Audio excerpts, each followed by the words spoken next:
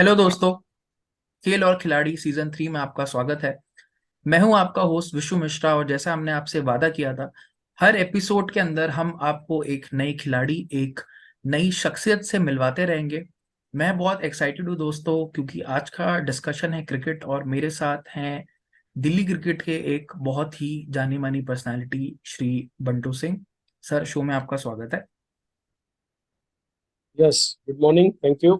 Good morning sir. दोस्तों, Bantu sir के बारे में आपको थोड़ा सा मैं बताना चाहूंगा। बंटू सर एक फर्स्ट क्लास क्रिकेटर हैं, जिन्होंने करीबन 10 वर्ष दिल्ली स्टेट रणजी क्रिकेट में रिप्रेजेंट किया है, 1985-86 सीजन से लेके 1995-96 सीजन। और इनकी 11 सेंचुरी और 3,000 से भी ज्यादा रन इन्होंने बनाए हैं। इसके अंदर काफी बेहतरीन पारियां रही हैं, जैसे दो रणजी फाइनल्स में इन्होंने शतक भी मारा है, एक तमिलनाडु के खिलाफ और एक बंगाल के खिलाफ। दोस्तों, बंटू सर एक बहुत ही legendary cricket club Delhi Gymkhana के साथ एसोसिएटेड हैं, जो दिलबाग सर ने शुरू किया था। और अब इसे बंटू सर चलाते हैं, इसे रन करते हैं, और दिल्ली क्रिकेट के अंदर भी काफी बड़े बड़े पद के अंदर ये रह चुके हैं, और काफी महत्वपूर्ण डिसीजन मेकिंग का ये पार्ट है। आज हम बंटू सर से डिस्कस करेंगे कि हम क्रिकेट और ग्रासरूट लेवल पे उसको इम्प्रूव कैसे कर पाए। तो सर, सबसे पहला सवाल मैं लेना चाहूंगा आपसे कि इतने वर्ष आप क्रिकेट से जुड़े हुए हैं, पहले एज अ क्रिकेटर और अब एज अ क्रिकेट कोच, आपकी इंस्पिरेशन का सोर्स क्या है? आप इतने सालों से जो सर्विस कर रहे हैं गेम की। देखिए, इंस्पिरेशन का सोर्स तो मेरे फादर स्वर्गीय दिलबाग सिंह जी, जिनकी वजह से मैं आज जो भी हूँ, आज उन्हीं की वजह से हूँ। और बिकॉज मेरा फैमिली बैकग्राउंड क्रिकेट का था, फादर ने क्रिकेट खेली, मेरे ब्रदर ने क्रिकेट खेली, और उसके बाद मुझे भी क्रिकेट खेलने का मौका मिला। तो देखिए, इंस्पिरेशन तो घर से ही मिली मेरे को। और मुझे ये भी उन्होंने बताया कि भाई, इसको किस तरीके से अगर आपने लेना है, सीरियसली किस तरीके से क्रिकेट को अगर खेलेंगे तो किसी मुकाम पे पहुंचेंगे। तो बस यही कहना चाहूंगा कि देखिए, एक मेरे को ये मेरे लिए था कि क्रिकेटर होने से मुझे बहुत बड़ी इंस्पिरेशन उनसे जी। जी। जी। Thank you sir for that answer, thank you so much. और सर, मैं इसके बाद आपसे जो अगला सवाल पूछना चाहता हूँ वो ये है कि क्योंकि आप इतने वर्षों से क्रिकेट के साथ जुड़े हुए हैं, आपने क्रिकेट को बदलते हुए भी देखा है। तो सर, क्रिकेट की जो ऑर्गेनाइजिंग है, जिस तरह से क्रिकेट ऑर्गेनाइज होता है दिल्ली के अंदर, वो किस किस तरह से बदली है पिछले सालों में? आप उसके बारे में अगर कुछ हमको बता पाए। देखिए, ये तो अगर इस विषय पे हम बात करेंगे तो बहुत लंबा टॉपिक है। और मैं समझता हूँ कि देखिए, क्रिकेट के साथ साथ एडमिनिस्ट्रेशन में भी बदलाव आए हैं।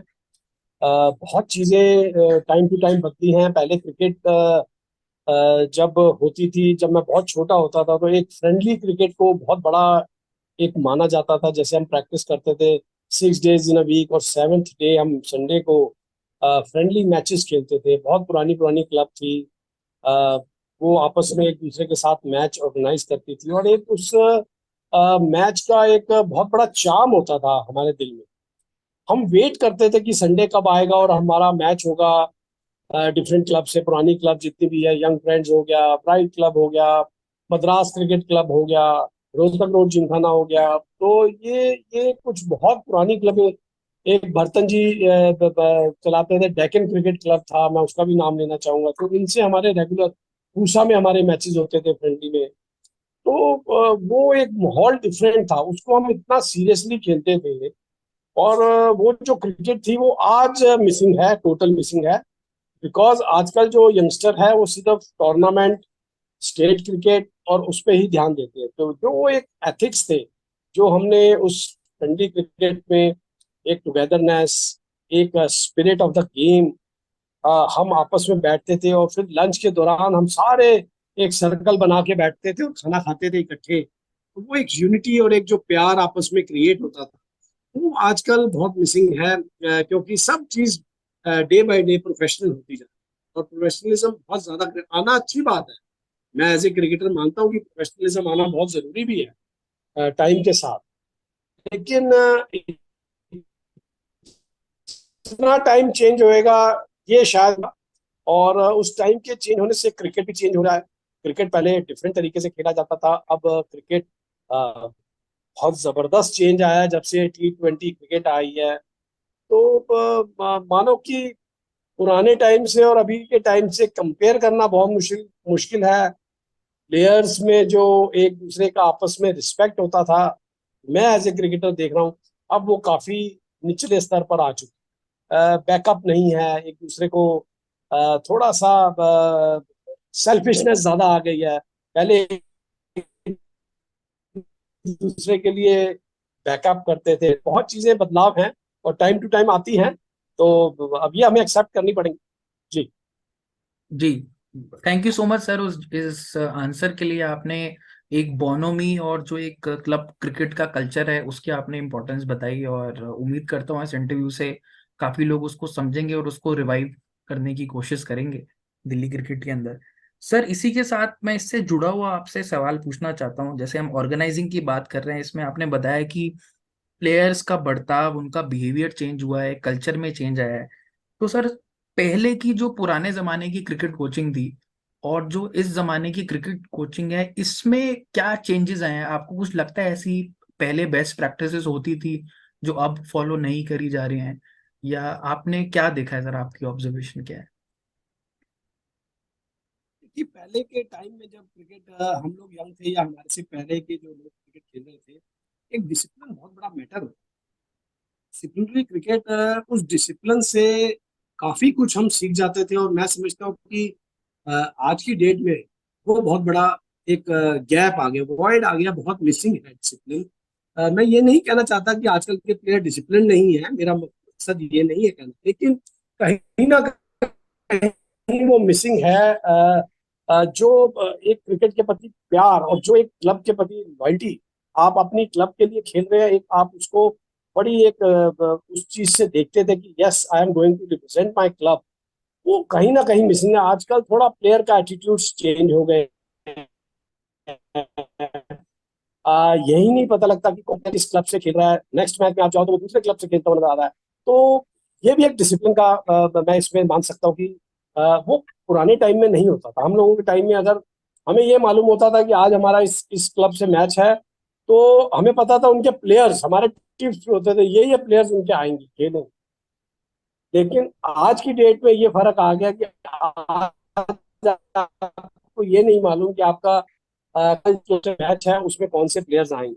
या तो वो टोटली प्रोफेशनल टीम आ जाएगी, या बिल्कुल वो नॉर्मल क्रिकेटर्स, जो क्लब क्रिकेटर्स हैं जो बेचारे सीख रहे हैं, अंडर ट्रेनिंग है, वो आ जाएंगे। तो ये गैप है। पहले ये चीजें जो थी ना बहुत मायने रखती थी कि मैं अपनी क्लब को रिप्रेजेंट कर रहा हूँ, मुझे मालूम है मुझे संडे को एक मैच रिप्रेजेंट करना है।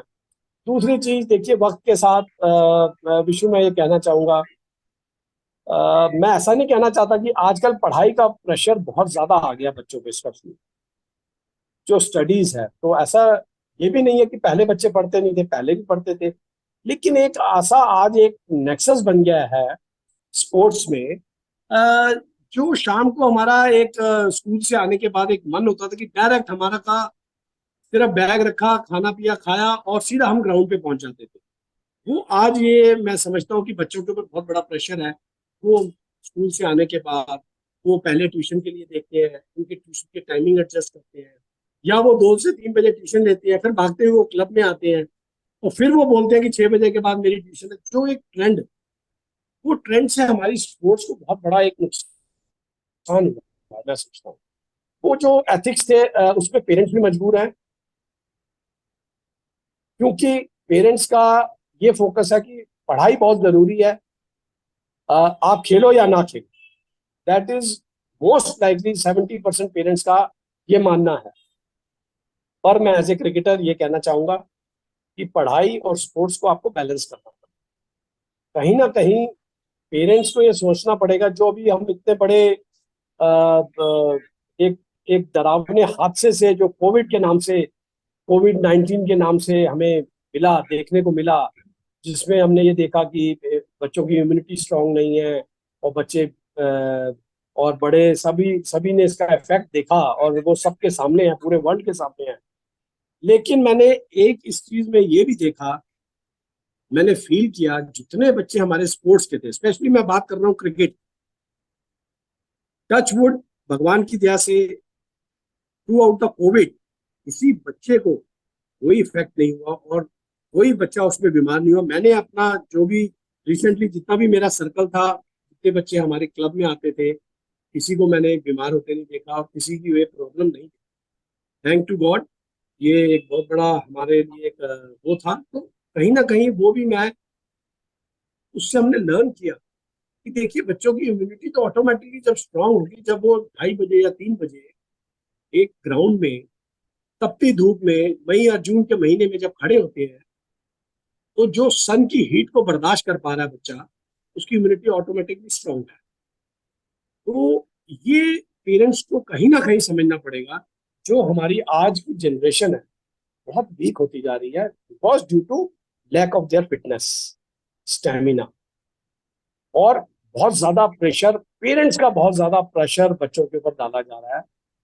खेलने का समय उनको कम मिल रहा है और वो बच्चा प्रेशर में जो ग्रो है उसकी वो रुक रही है कहीं ना। तो मैं समझता हूँ कि ये कलेक्टिव एफर्ट्स, हम लोगों को स्पोर्ट्स में कोचिज को, पेरेंट्स को, इवन स्कूल टीचर्स को कहीं ना कहीं ये आपस में एक मिला जुला काम करना पड़ेगा कि पढ़ाई के साथ साथ स्पोर्ट्स भी जरूरी है। एटलीस्ट बच्चे को 2 आवर्स, 2.5 आवर्स जरूर मिलने चाहिए उसको खेलने के, जो कि हम अपने टाइम में सबने ही गेन किया है, एज ए पेरेंट्स भी और एज ए प्लेयर।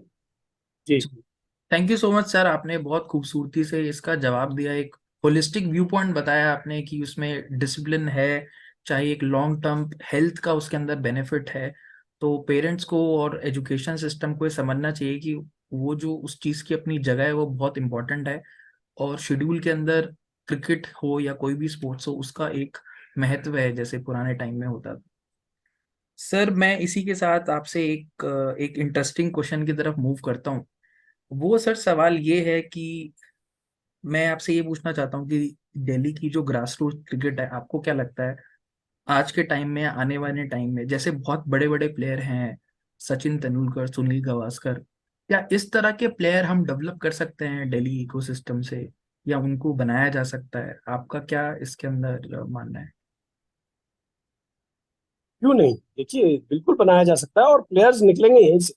देखिए आपके क्लब लेवल से ही क्रिकेटर निकलता है और वो क्रिकेटर आगे जाके देश के, पहले स्टेट के लिए खेलता है फिर आगे देश के लिए भी खेलता है। तो ऐसा नहीं है कि क्रिकेट तो स्टार्ट आपके फर्स्ट है, देखो स्टार्ट स्कूल से होती है, स्कूल से क्लब में जाती है, क्लब से आपका फिर उसके बाद स्टेट में चले जाती है, कॉलेजेस में चली जाती है। तो कहीं ना कहीं देखिए एक चेन है, उस चेन को हमें मेंटेन करना बहुत जरूरी है। हम बात ये कर रहे थे, देखिए उसके लिए जो जिस टाइप के प्लेयर्स आपने बोला, सचिन तेंदुलकर, सुनील गावस्कर, और जो पुराने जितने भी प्लेयर्स हैं आज की मॉडर्न इंडिया में, अगर आप विराट कोहली को देखिए रोल मॉडल है, सौरव गांगुली है, राहुल द्रविड़ है। तो ऐसा नहीं है कि इन्होंने पढ़ाई नहीं करी, और ये सब पढ़ाई करे हुए हैं बड़े अच्छे अच्छे लेवल पे करके उसके बाद देखिए इंडिया के लिए खेले, और देखिए ये रोल मॉडल है। और ऐसा रोल मॉडल आज भी हम प्रोड्यूस कर सकते हैं, लेकिन उसके लिए हमें अपने सिस्टम में बैठ के थोड़ा सोच विचार करना पड़ता है। हमारी जो क्रिकेट एसोसिएशन है, डीडीसी, क्लब्स, इनमें थोड़ा सा और एक कोऑर्डिनेशन की जरूरत, मैं समझता हूँ एज ए क्रिकेटर की, और अच्छा कोऑर्डिनेशन की जरूरत।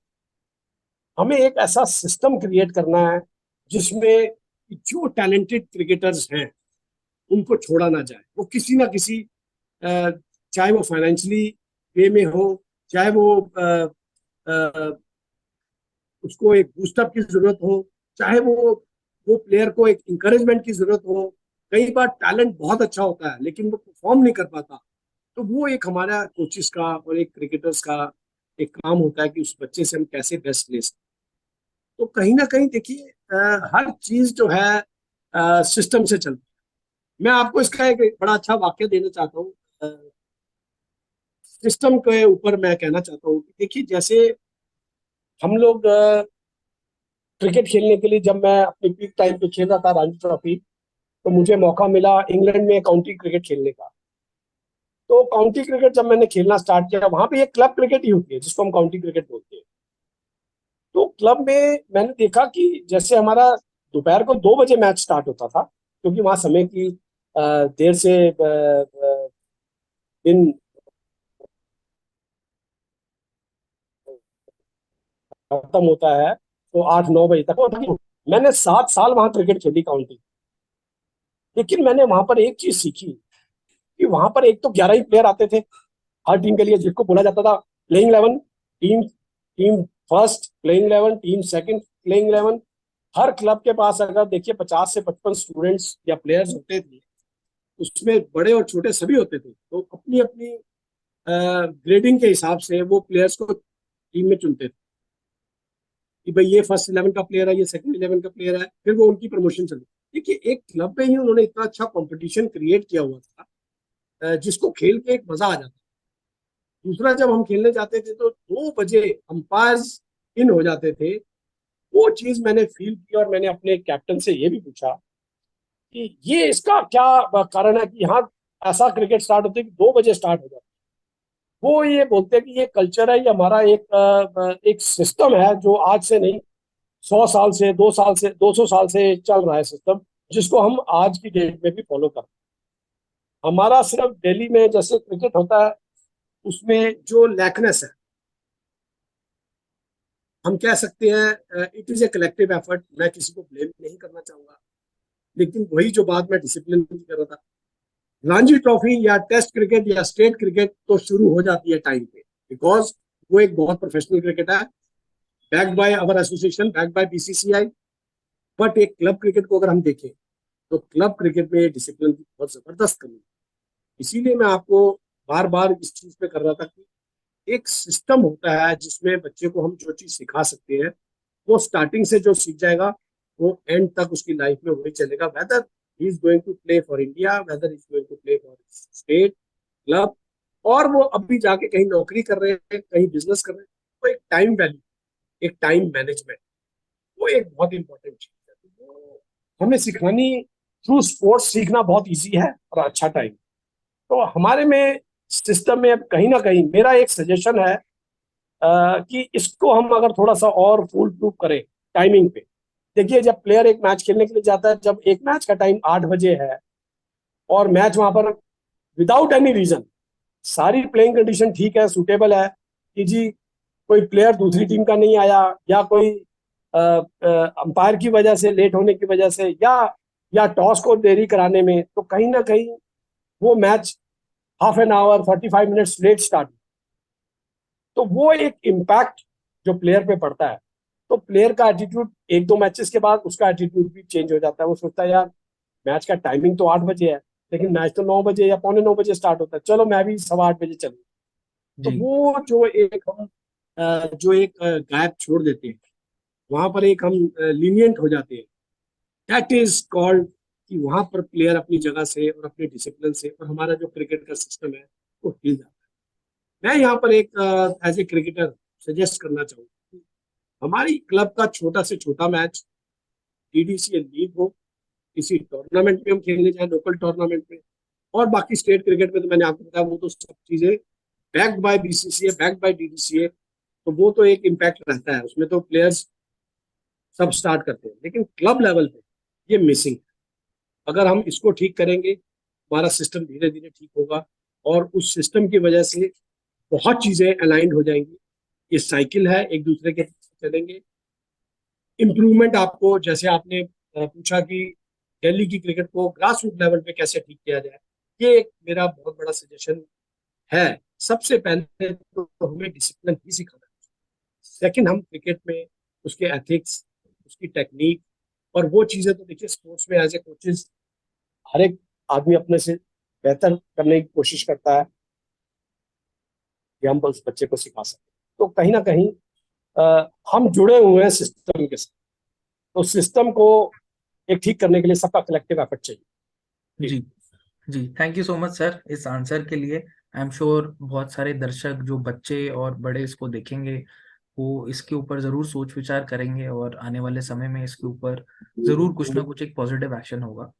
मैं सर अब आपसे एक अगला सवाल ये पूछना चाहता हूँ कि स्पेशली जो क्रिकेटर वीक और थोड़े हम्बल बैकग्राउंड से होते हैं, उनको क्रिकेट के अंदर इस लेवल पे सपोर्ट करने के लिए आपके पास क्या कोई सजेशंस हैं या आपके पास कोई आइडियाज हैं? जी बिल्कुल, देखिए ये हमारी as a cricketer moral duty बनती है कि जो फाइनेंशियली बैकग्राउंड से वीक, हम उनको हर क्लब्स उनको सपोर्ट करें। मैं समझता हूँ कि ऐसा हो भी रहा है दिल्ली में। जो पुरानी क्लब्स, जो इवन मैं नई क्लब के लिए भी ऐसा नहीं कि ये सोचूंगा, तो कहीं ना कहीं देखिए, अब जैसे मैं अगर अपनी क्लब की ही बात करूं, अगर हमारे पास 40 से 50 स्टूडेंट आते हैं, तो उसमें कम से कम 10 से 12 बच्चे जो वीक, फाइनेंशियली वीक बैकग्राउंड से हैं, उनको फ्री हम कोचिंग देते हैं और उनको खिलाया जाता है। दूसरी चीज, देखिए एक अभी एक गवर्नमेंट ने एक ऐसा एक सिस्टम यहाँ पर चलाया है दिल्ली में, जिसमें उन्होंने सारे स्कूल्स के ग्राउंड ओपन करे हैं और एक बहुत अच्छा सिस्टम क्रिएट किया है कि उन्होंने कहा है कि आप आइए, आप अकेडमीज चलाइए और हमारे स्कूल्स के बच्चों को ट्रेन करें, स्पेशली क्रिकेटर्स, अच्छे कोचेस, उनको फ्री कोचिंग देंगे। और आप बाकी जो आउटसाइडर्स, जो अदर देन स्कूल, जो स्कूल के नहीं है या प्राइवेट स्कूल्स के हैं, वो बच्चे आए, वो पे करें, जिससे आप अपनी एक क्लब को या अपनी संस्था को चला सके। वो आप फंड्स जनरेट करें थ्रू उनके फीस। 50% अगर आपके 20 स्टूडेंट पेड स्टूडेंट हैं, तो 20 आप हमारे फ्री स्टूडेंट्स, जिनको बच्चों को आप टैलेंटेड हैं, वो उनको खिलाएं। तो देखिए ये भी एक अच्छा चीज है गवर्नमेंट की तरफ से।